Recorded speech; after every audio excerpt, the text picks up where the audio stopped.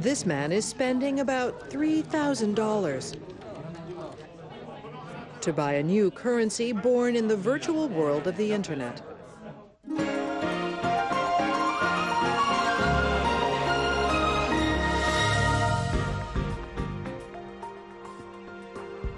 The Bitcoin has been attracting attention around the world.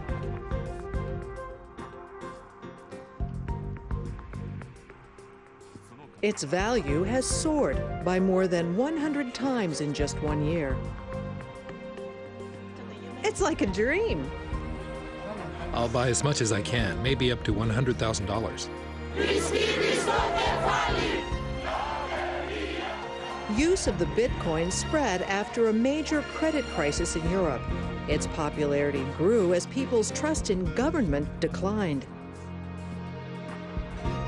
Bitcoin for me is freedom from an outdated and corrupt central banking system.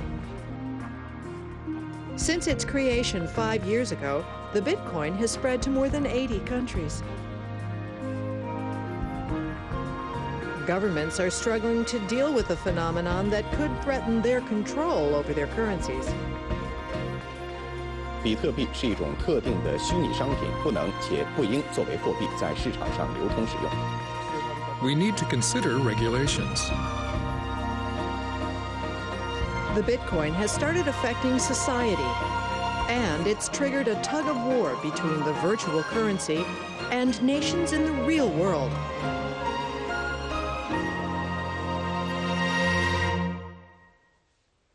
Welcome to today's Close-Up. I'm Katsuyasu Uchida. A new currency called the Bitcoin is defying conventions and expanding its presence in cyberspace. We begin by taking a look at how it works. Anyone can buy Bitcoins after downloading an application on their computer or smartphone. They can use the currency to purchase goods and services at shops and online stores, just as with other electronic payment systems. One big advantage of the Bitcoin is that it's easy to transfer money across borders. For example, the standard way of sending money from Japan to the United States is via banks in both countries. But the Bitcoin makes it possible to transfer the money instantly without paying a commission to a bank.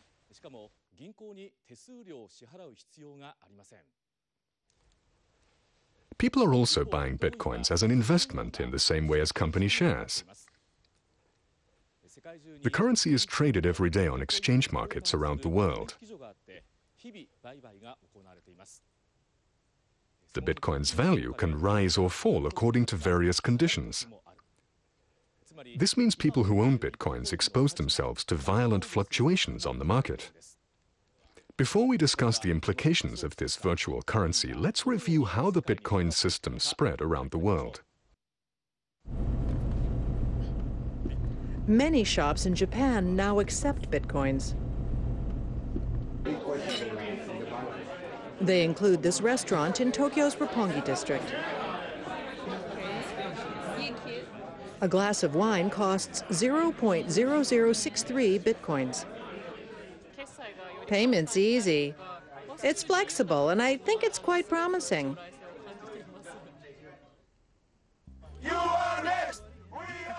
The Bitcoin system gained popularity in the wake of the Eurozone crisis. In Cyprus, the government imposed heavy levies on bank deposits to bail out the country's troubled financial institutions. This led people to lose trust in their government.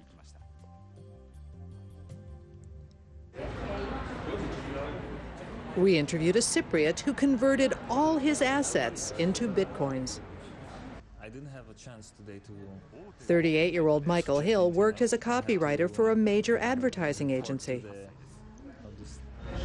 So do you still have a bank account here in Cyprus? I mean, I closed mine.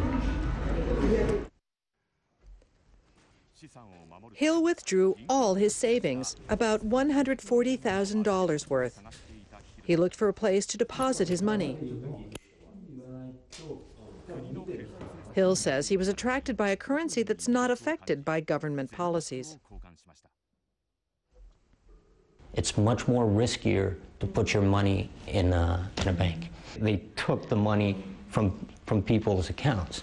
Bitcoin for me is freedom from an outdated and corrupt central banking system. So for me, Bitcoin is a revolution. That's how use of the Bitcoin spread in Europe and elsewhere around the world after the credit crisis. Today, several million people own Bitcoins in a market worth $10 billion. Rising demand pushed up the value of the virtual currency. Investors around the world pitched in, leading the Bitcoin to rise 100-fold in a year. At one point, one Bitcoin was trading at more than $1,000. The surge was completely unexpected. This man runs a martial arts school in Tokyo. 1 year ago, he accepted 130 Bitcoins in exchange for $1,500 worth of lessons. He didn't know how to use the currency, so he didn't do anything with it. Recently, he was astounded when he checked the value of his Bitcoin wallet. The $1,500 tuition payment was now worth about $150,000. I never expected anything like this to happen. I don't understand how these things work. It hasn't really registered yet.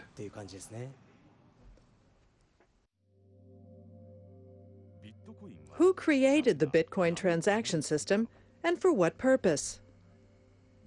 In 2008, a computer programmer who calls himself Satoshi Nakamoto published an essay online.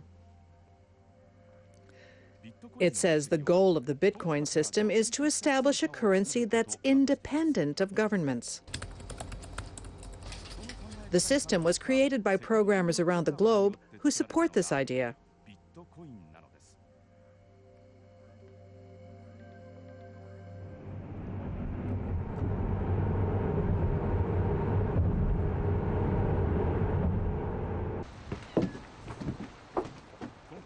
We interviewed one who lives in the United States.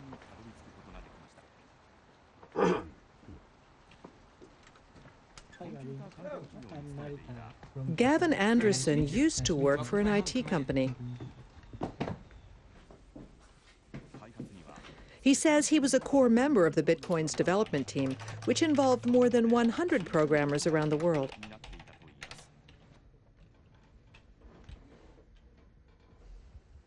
I have no idea who Satoshi Nakamoto is. I don't know. I'm often asked if I'm Satoshi Nakamoto. I can say I am not Satoshi Nakamoto. It doesn't have to matter. It doesn't matter who came up with this brilliant idea. He showed us a banknote. This is a $100 trillion note from Zimbabwe. In 2009, the government did the wrong thing. They printed too many of these things. So if you were holding Zimbabwe dollars, they became worthless. Unlike other currencies, supply of the virtual currency is limited to 21 million Bitcoins to protect its value. The developer's goal was to create a system for allowing online transactions that is immune to changes in economic policy. Pushing control away from any kind of central organization, whether that be a government or a bank, towards everybody who's using the system. I think lots of people all over the world are thinking that that's really powerful. Some governments are wary of the rapid expansion of the Bitcoin system. In China, the fast-growing middle class started investing in Bitcoins, seeking higher yields. The volume of Bitcoin transactions in China became #1 in the world. Today, the value of the virtual currency is heavily affected by the behavior of Chinese investors. Yeah.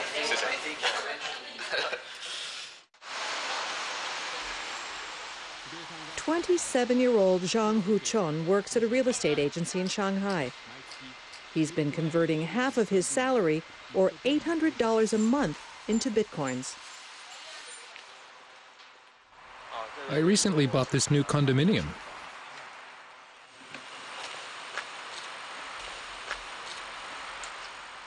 Zhang took out a 30-year mortgage.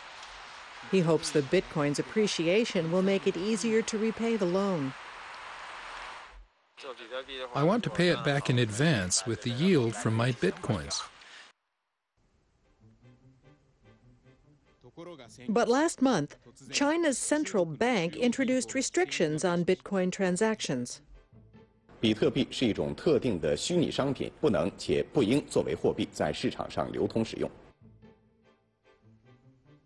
The government feared the free flow of capital could undermine the value of the Chinese yuan. This led to a virtual ban on the use of Bitcoins as a currency. If everybody starts buying Bitcoins, they could do away with the government-backed currency. The government couldn't accept this kind of challenge to its role as the money supplier.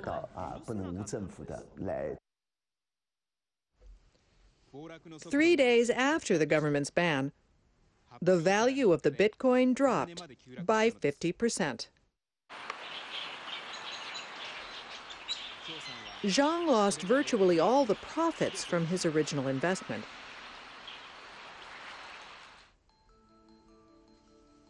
But a few weeks later,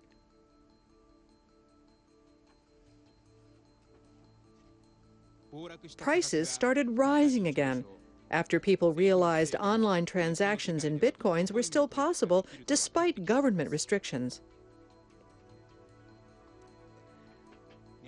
Zhang is at the mercy of fluctuating prices, but he says he will continue investing. The short-term risks are high because of price volatility.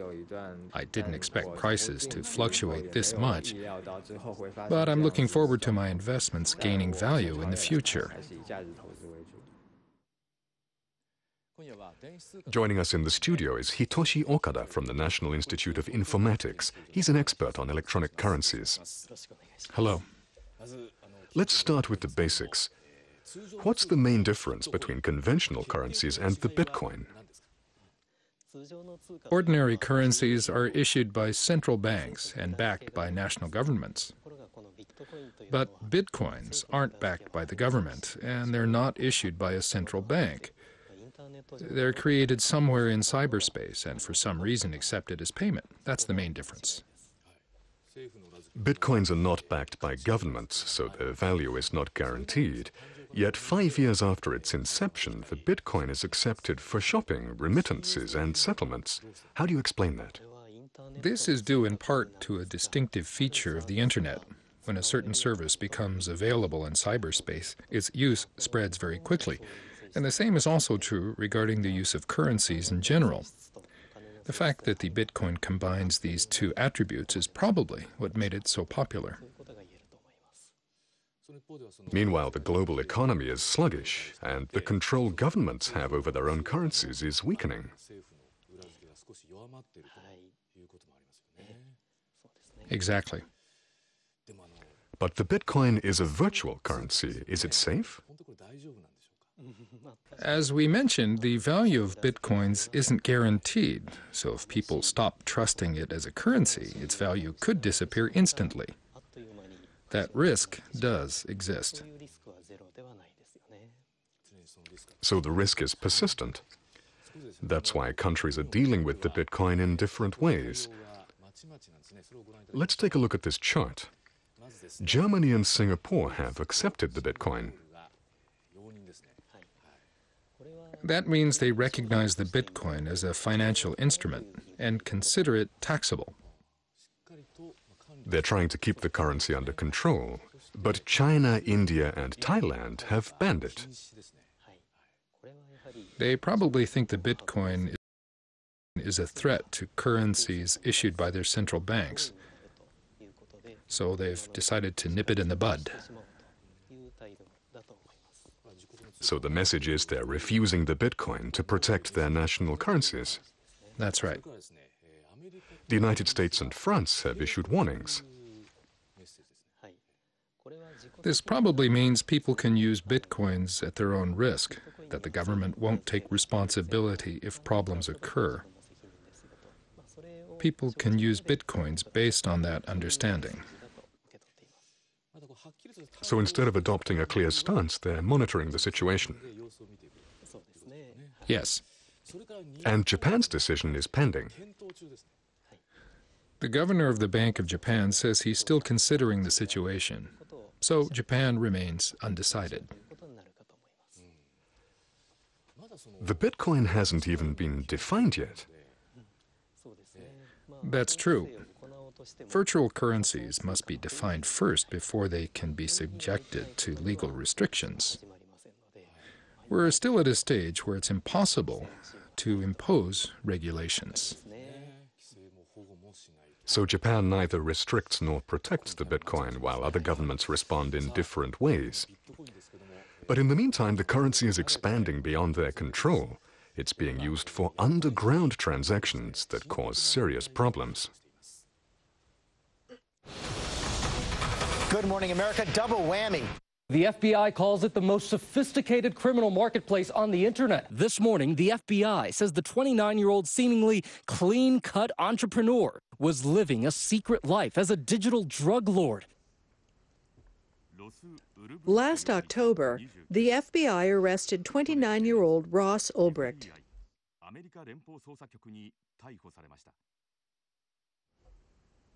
Ulbricht is accused of operating a website called Silk Road.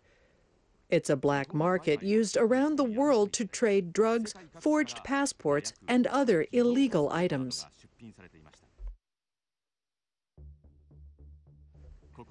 The only currency that could be used on this platform was the Bitcoin.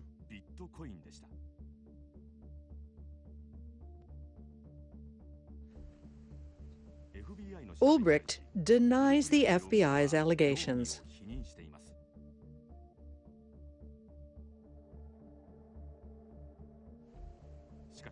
But investigators found on his computer equipment that he had amassed 140,000 bitcoins, the equivalent of about $30 million.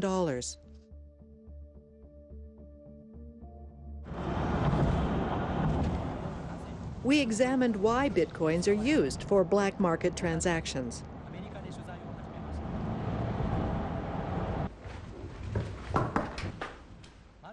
Nicholas Kristen is an assistant research professor at Carnegie Mellon University. He's been studying transactions on Silk Road.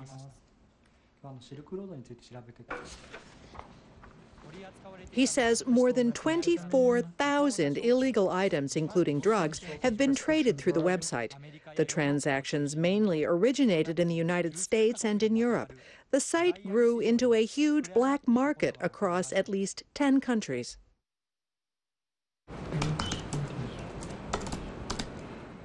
Kristen also discovered that Silk Road accounted for about 10% of Bitcoin transactions worldwide.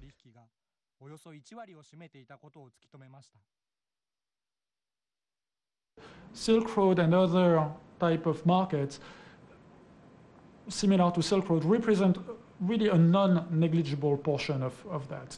You know, criminals are very, very adaptive. They are very good at using new technologies. It's not impossible that people might be able to actually harness Bitcoin to do money laundering on a large scale. How did these illegal transactions take place?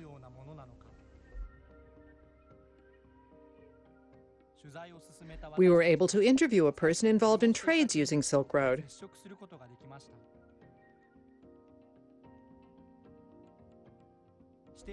We headed for an empty parking lot in the suburbs of a city on the west coast of the United States.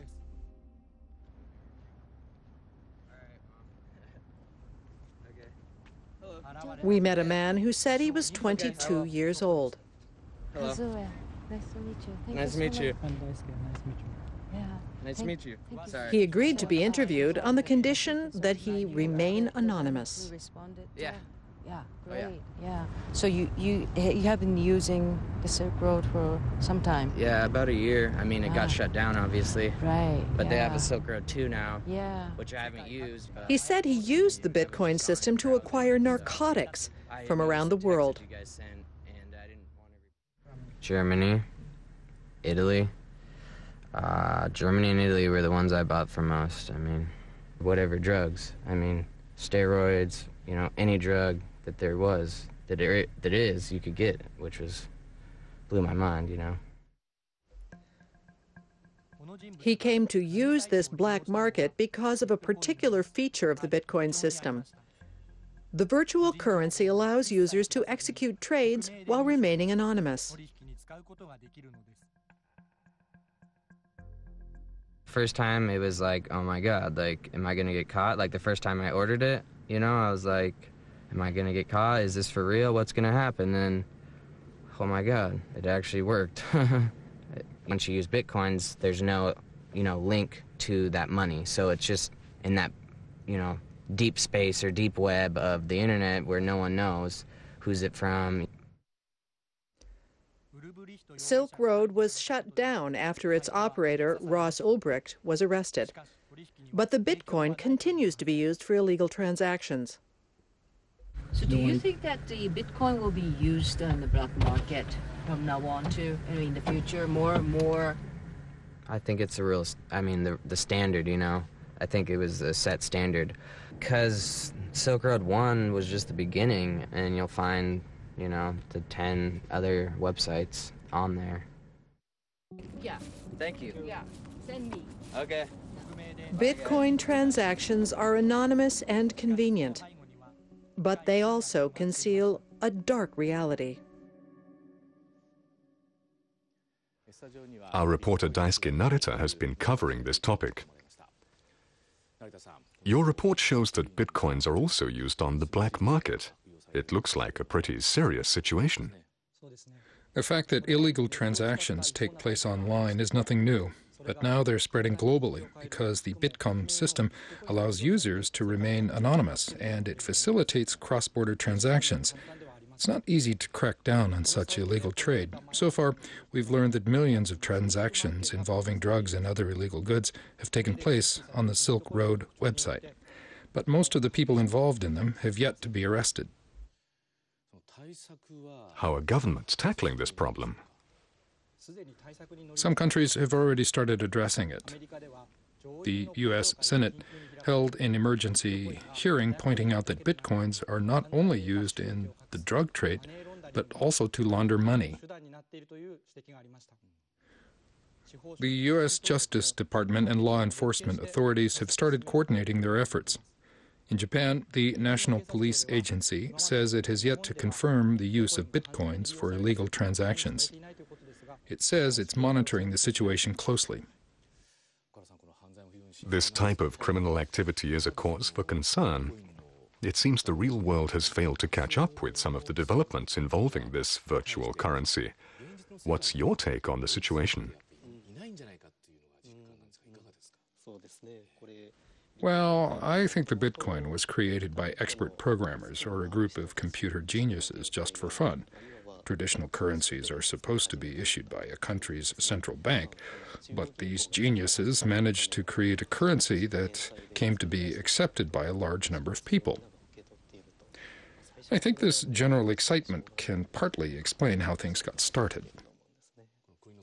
They produced a currency free of any government restraint. Yes. And in the wake of the credit crisis that hit Cyprus, the Bitcoin became a more trusted currency than other national currencies. Some say this phenomenon was caused by a growing distrust toward national governments. And speculative money is pouring into the system. Yes. The largest volume of speculative money comes from China, where people don't have many choices to invest in foreign currencies. So all this investment money poured into the Bitcoin system, turning it into a speculative asset. This program may prompt many of our viewers to think for the first time about the concept of currency. A currency can circulate as long as people continue to trust it. Many people trust the Bitcoin, and so the virtual currency continues to be circulated.